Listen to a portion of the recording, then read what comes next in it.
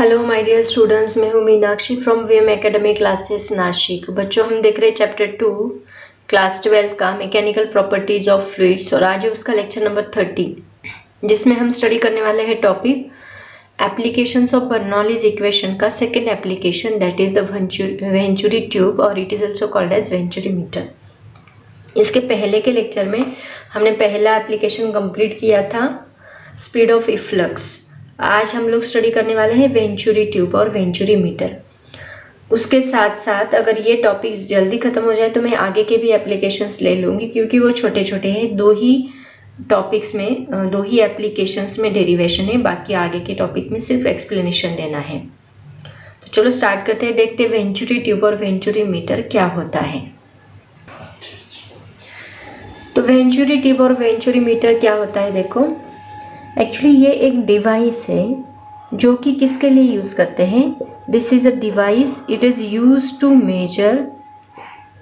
क्या मेजर करता है ये डिवाइस? स्पीड मेजर करता है, स्पीड ऑफ फ्लो।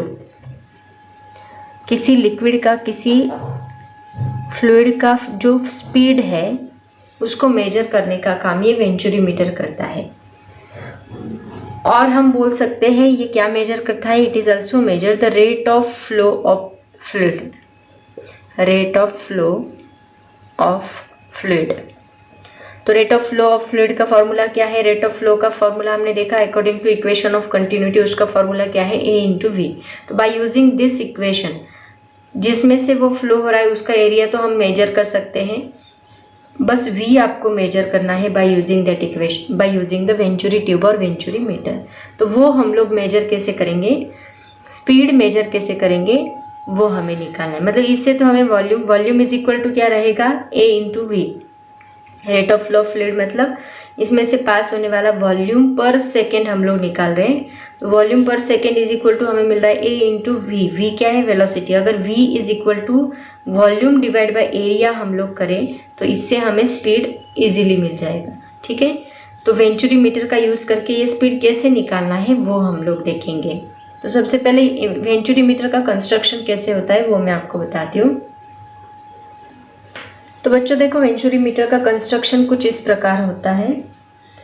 यहाँ पे जो पाइप है ये बहुत बड़ा होता है। इसका एरिया सपोज हमने कंसीडर किया, यहाँ का एरिया, सपोज यहाँ का एरिया मैंने A1 कंसीडर किया और यहाँ का एरिया मैंने A2 कंसीडर किया। तो यहाँ का एरिया बड़ा है, मतलब स्पीड क्या रहेगा? कम रहेगा, क्योंकि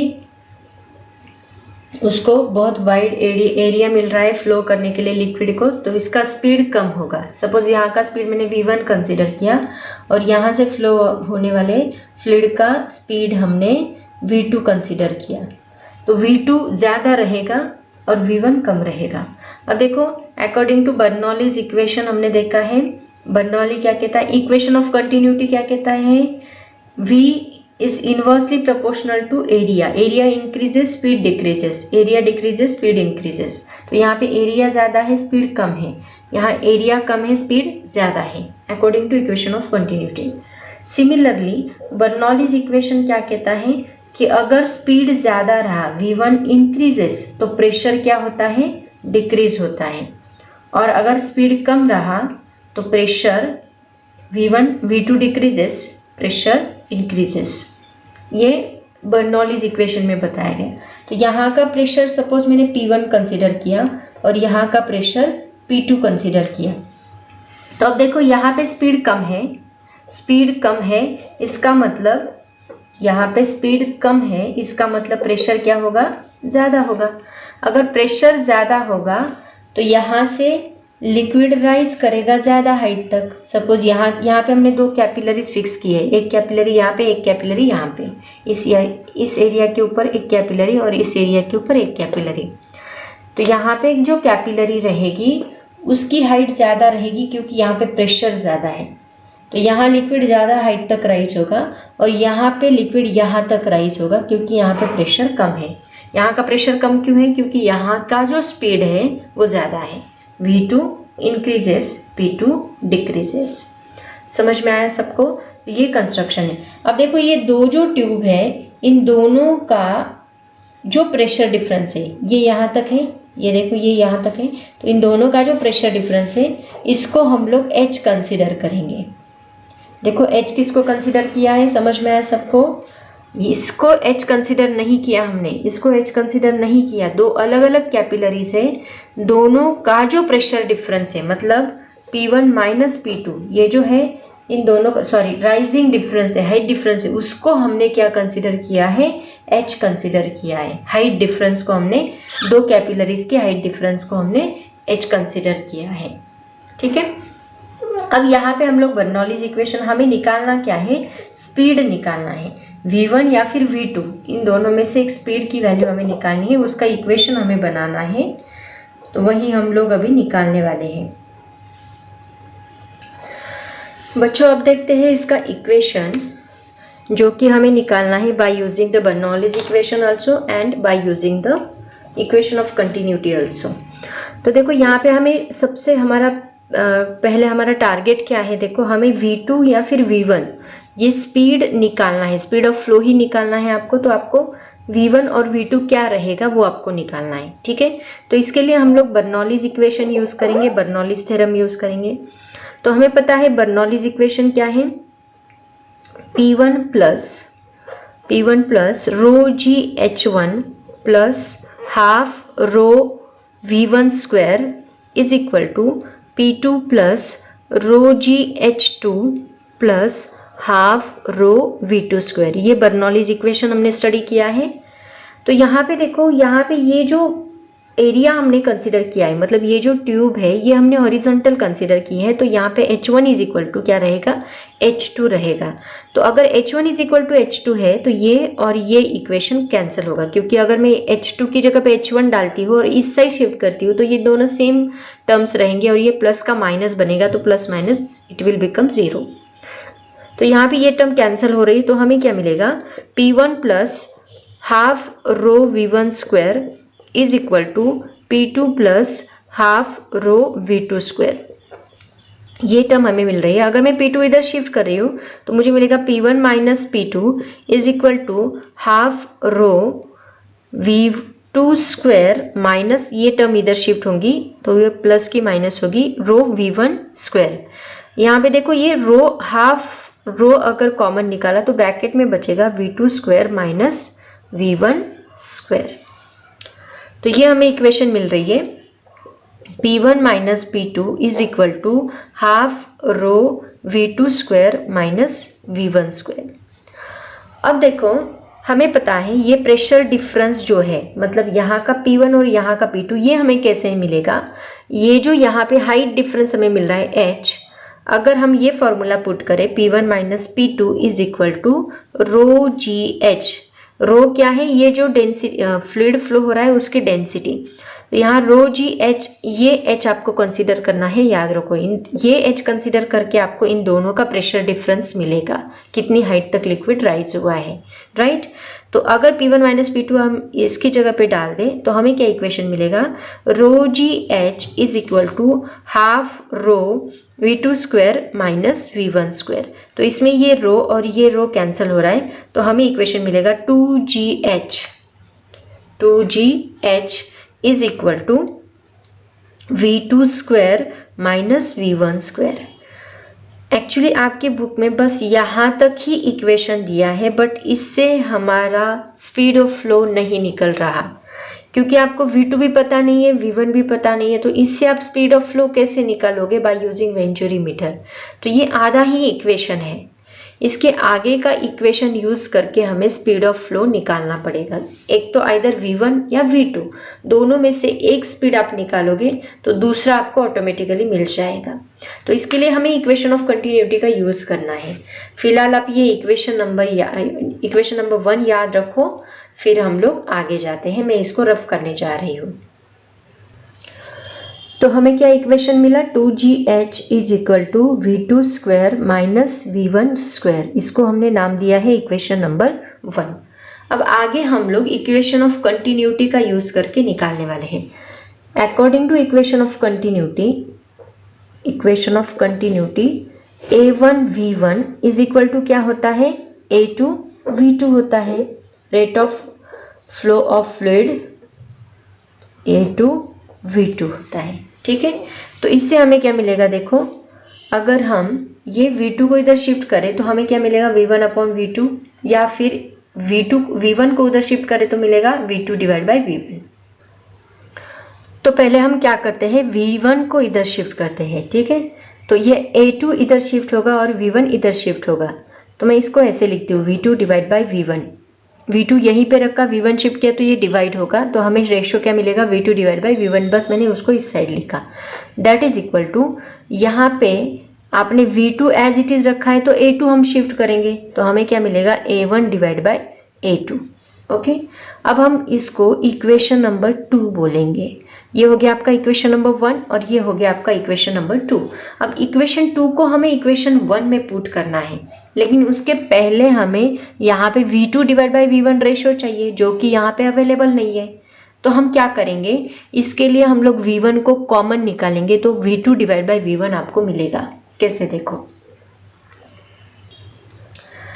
तो अभी देखो यहाँ पे हम लोग V1 कॉमन लेते तो हमें मिलेगा 2GH इज इक्वल टू, मैंने V1 कॉमन निकाला क्योंकि हमें V2 divide by V1 term चाहिए, तो V1 अगर मैं कॉमन निकालती हूँ, V1 स्क्वायर अगर मैं कॉमन निकालती हूँ, तो ब्रैकेट में क्या बचेगा, V2 square divide by V1 square -1, क्योंकि यहाँ का V1 स्क्वायर तो बाहर गया, तो यहाँ डिवाइड करना पड़ेगा ताकि ये दोनों मल्टीप्लाई होने के बाद कैंसिल हो जाए और हमें वापस यही टर्म मिले।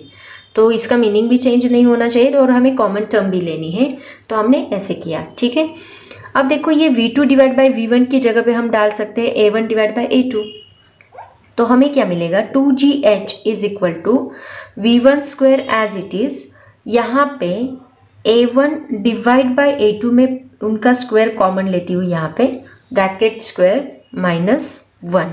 ओके, अभी यहाँ पे अगर हमने स्क्वायर कॉमन नहीं लेते क्योंकि हमें मल्टीप्लिकेशन करना पड़ेगा, क्रॉस मल्टीप्लिकेशन, तो ये स्क्वायर मैंने एज इट इज रखा। तो यहाँ पे देखो अभी क्या होगा, अगर हमने इनको क्रॉस मल्टीप्लिकेशन किया तो हमें क्या मिलेगा, V1 square in bracket A1 square minus ये A2 इंटू 1 क्या होगा, A2 स्क्वायर ही रहेगा, तो ये A2 square as it is divide by, यहाँ A2 स्क्वायर है और यहाँ 1 है, तो इन दोनों का मल्टीप्लिकेशन किया तो हमें क्या मिलेगा, A2 स्क्वायर ही मिलेगा। हमने क्रॉस मल्टीप्लिकेशन किया तो हमें ये टर्म मिली।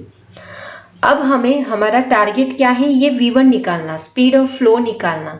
तो ये स्पीड ऑफ फ्लो निकालने के लिए हमें ये टर्म को इधर शिफ्ट करना है, जो कि यहाँ पे मल्टीप्लाई है, उस साइड जाके क्या होगा, डिवाइड होगा। तो शिफ्ट करने के बाद हमें क्या मिलता है, देखो V1 square as it is रहेगा, जो कि हमारा टारगेट है। तो ये टर्म को हम उधर शिफ्ट करेंगे तो 2GH एज इट इज रहेगा और ये यहाँ पे जाके डिवाइड होगा, A1 square minus A2 square divide bye A2 square. अब ये A2 स्क्वायर जो यहाँ पे डिवाइड है वो यहाँ पे मल्टीप्लाई होगा ऊपर, तो हमें मिलेगा V1 square is equal to 2GH into A2 square divide by A1 square minus A2 square. ये V1 स्क्वायर की वैल्यू हमें मिल रही है, बट हमें क्या चाहिए, हमें बस चाहिए V1। तो हम क्या करेंगे, स्क्वायर रूट लेंगे। अगर ये स्क्वायर निकालना है तो स्क्वायर रूट लेना ज़रूरी है। तो V1 इज इक्वल टू क्या मिलेगा हमें, under root 2GH divide by A1 square minus A2 square. देखो ये दोनों टर्म्स हमें रूट में ही लेनी पड़ेगी, लेकिन इसका स्क्वायर है तो आप इसको बाहर निकाल सकते हैं। मतलब ये A2 का स्क्वायर आपको क्या मिलेगा, A1 स्क्वायर मिलेगा, सॉरी ओनली A2 मिलेगा। 1 सेकेंड, ये ओनली क्या मिलेगा आपको, A2 मिलेगा। तो हमारा फॉर्मूला देखो क्या बनता है V1 का, V1 इज इक्वल टू आपको मिलेगा A2 into another bracket under root 2GH, ये ब्रैकेट नहीं डाला तो भी चलेगा, divide by A1 square minus A2 square. ये हमें किसका फॉर्मूला मिल रहा है, V1 का।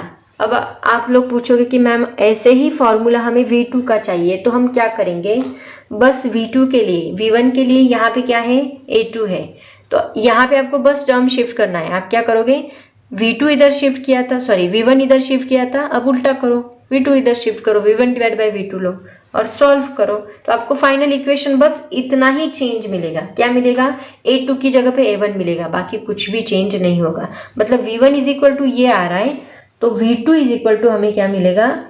A1 under root 2GH divide by A1 square minus A2 square, ये टर्म एज इट इज रहेगी। तो V2 का इक्वेशन ये मिलेगा और V1 का इक्वेशन ये मिलेगा। बस A1 की जगह पे A2 है, बाकी कुछ भी डिफरेंस नहीं है। अब देखो यहाँ पे A1, ये ट्यूब का एरिया तो आप निकाल सकते हैं, ये ट्यूब का एरिया भी आपको पता रहेगा, ये हाइट आप बाहर से निकालोगे, तो वही तो आपको लगने वाला है। G आपको पता है, H पता है, A1 पता है, A2 पता है। ये सभी वैल्यूज पुट करके आप यहाँ का भी स्पीड निकाल सकते हो, स्पीड ऑफ फ्लो, और यहाँ का भी स्पीड निकाल सकते हो। बहुत ही सिंपल है, समझ में आया? डेरिवेशन ये भी आपको याद रखना है, क्योंकि न्यूमेरिकल इसके ऊपर भी पूछे जाते हैं आपके बुक में। बस यहाँ तक दिया है, आगे उन्होंने सॉल्व करके नहीं दिया, या CBSE के बुक में है, बट ये आपको लगने वाला है क्योंकि इसके ऊपर भी कॉम्पिटिटिव एग्जाम्स में क्वेश्चन पूछे जाते हैं, इसलिए मैंने बताया है। तो आगे सभी मैंने नोट्स में डाला है। तो ये उसका डेरिवेशन हो गया। अभी मैं इसका एक न्यूमेरिकल लेती हूँ जो आपके बुक में सॉल्व न्यूमेरिकल है, वो हम देखेंगे, फिर आगे के एप्लीकेशंस मैं आज ही लेने वाली हूँ। न्यूमेरिकल देखो क्या है। Water flows through through a tube as shown in the given figure.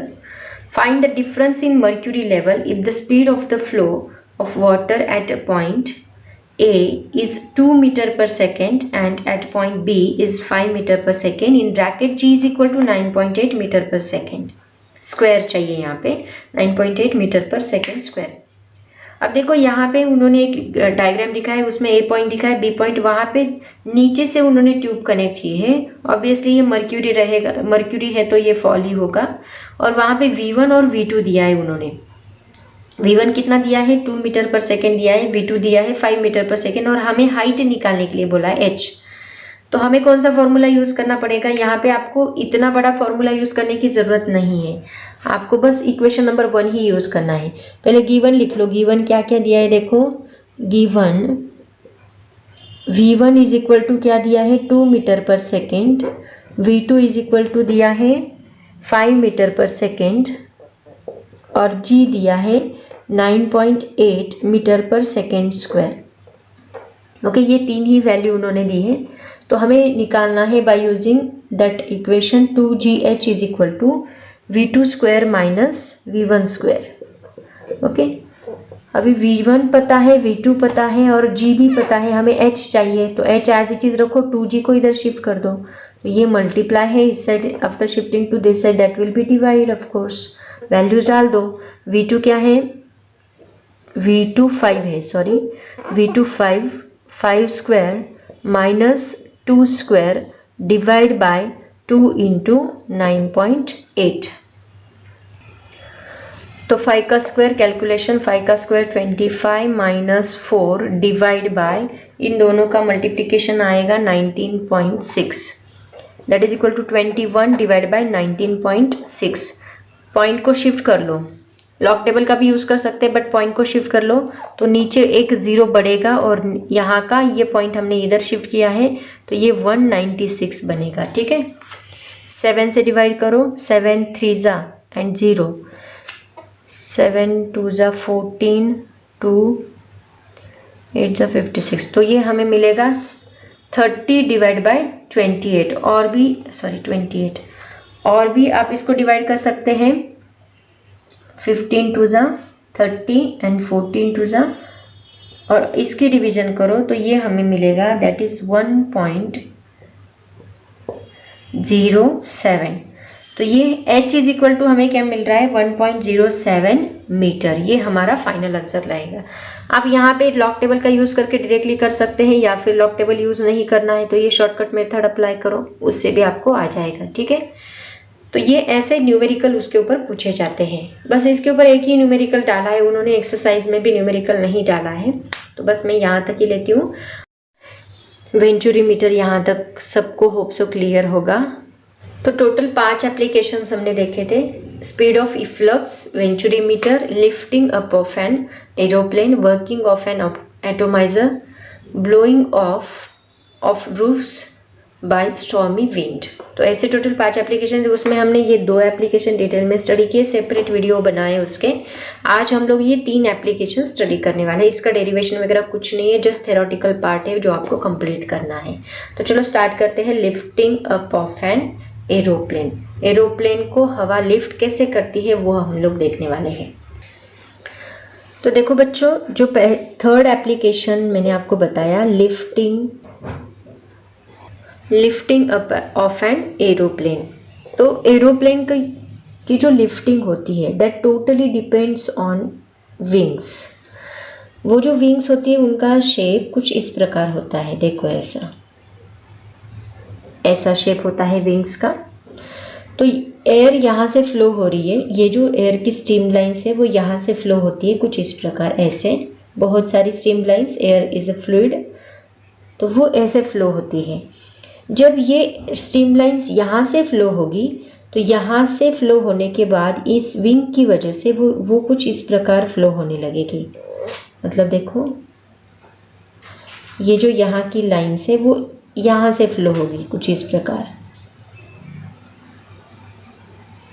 और यहाँ की जो लाइन्स है वो ऐसे फ्लो होगी कुछ इस प्रकार। तो यहाँ पे क्या होता है, अगर आप ऑब्जर्व करो तो यहाँ पे देखो क्राउडेड लाइन्स दिख रही है, और यहाँ पे इतनी ज़्यादा क्राउडेड नहीं है जितनी ऊपर है। तो ऊपर की डायरेक्शन में ये लाइन बहुत ही नज़दीक आती है, कंप्रेस्ड करती है, एयर कंप्रेस्ड होती है।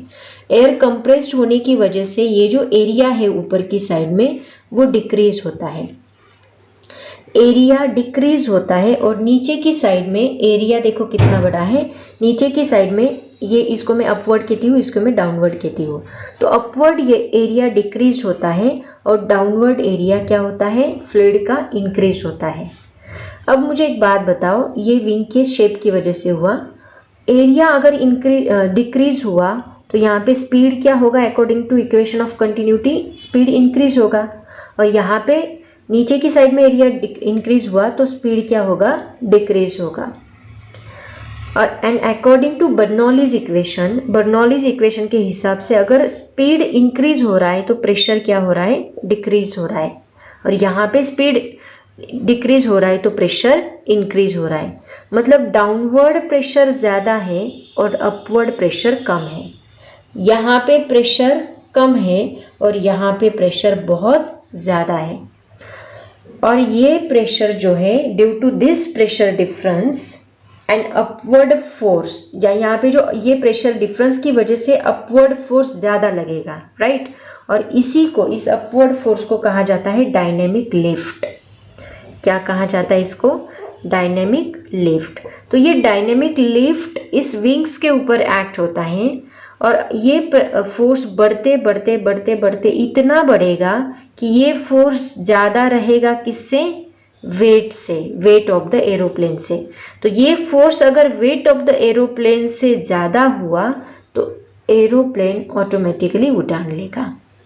समझ में आया सबको, ऐसे लिफ्टिंग होता है एरोप्लेन का। Okay, that is clear all of you. It is due to this shape of the wings only. Next application है वर्किंग ऑफ एन एटोमाइजर। तो ये कहाँ पे यूज होता है, देखो, carburettor of an automobile engine, paint gun, scent spray और insect spray, जितने भी स्प्रे होते हैं उसमें ये बर्नौलीज प्रिंसिपल का यूज होता है।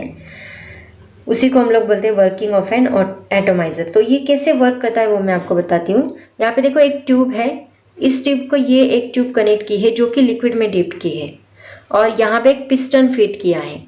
तो जैसे ही हम इसको पीछे खींचेंगे, इससे पीछे खींचेंगे तो क्या होगा, ये बहुत हाई स्पीड की एयर यहाँ पे ब्लो करेगा, और हाई स्पीड की एयर ब्लो करने की वजह से यहाँ का प्रेशर क्या होगा, डिक्रीज होगा। क्योंकि बर्नौलीज प्रिंसिपल क्या कहता है, यहाँ का स्पीड इंक्रीज हुआ मतलब प्रेशर क्या होगा, डिक्रीज होगा।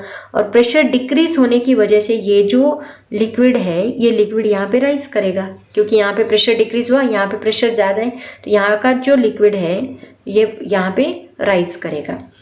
और ये लिक्विड राइज करने के बाद अगर आप इसको प्रेस करते हैं, जैसे कि पिचकारी होती है अपनी रंगोली की पिचकारी, तो यहाँ से लिक्विड ऐसे बाहर निकलता है। ठीक है, ऐसे होता है वर्किंग ऑफ एन एटोमाइजर। बहुत ही सिंपल है ये इसका working. And last application is blowing of roofs by stormy wind. ये ऑलरेडी हम लोगों ने स्टडी किया था यहाँ पे हमने देखा कि ये जो रूफ होते हैं घरों के, तो यहाँ से जब एयर फ्लो होती है, सपोज स्टॉर्मी विंड है और बहुत जोरों की एयर फ्लो हो रही है, तो यहाँ से स्पीड एयर का बहुत ज़्यादा रहेगा एज कम्पेयर टू अंदर का, मतलब लोअर साइड का जो स्पीड है वो कम है। v यहाँ पे कम है और यहाँ पे v ज़्यादा है। v अगर यहाँ पे कम है तो प्रेशर क्या रहेगा, ज़्यादा रहेगा।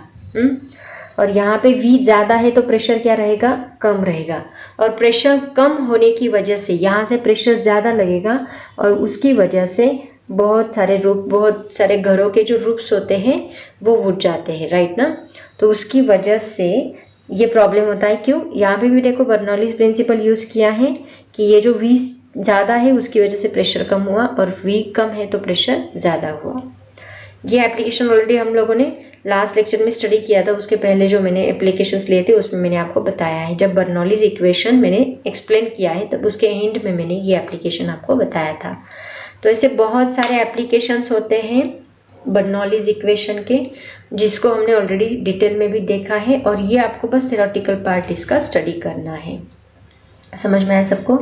तो बच्चों ये चैप्टर यहाँ पे ख़त्म होता है, बस यहाँ तक ही ये चैप्टर। इसकी एक्सरसाइज ऑलरेडी मैंने ली है, हर एक टॉपिक के साथ साथ एक्सरसाइज के क्वेश्चंस भी मैंने सॉल्व किए, बस MCQs बाकी है।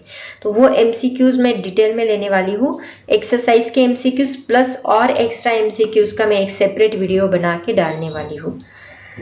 तो आई थिंक यहाँ तक काफ़ी है। Thank you so much and bye bye. पढ़ाई करते रहो। इसके बाद हम लोग चैप्टर नंबर 3 स्टार्ट करेंगे। तब तक लिए पढ़ाई करते रहो। Thank you so much.